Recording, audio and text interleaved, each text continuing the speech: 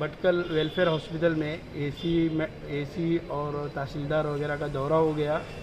उस दौरान उन्होंने हमको एक ताकीद की है, जो भी पेशेंट बुखार से यहाँ पर आ रहे हैं एडमिशन के लिए, बराए मेहरबानी सबसे पहले उसका कोविड टेस्ट कराए, उसके बाद में उसको यहाँ पर एंट्री ले।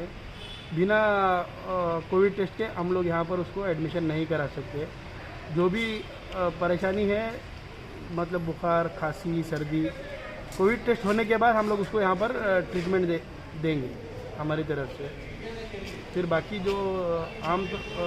जो अमराज है उसके लिए उसकी ज़रूरत नहीं है। जो भी symptomatic with fever and cold, बराए मेहरबानी हम हॉस्पिटल मैनेजमेंट के साथ कोऑपरेट करें और जैसे मतलब डॉक्टर का एडवाइस रहता है वो हिसाब से कोविड टेस्ट करके यहाँ पर आए।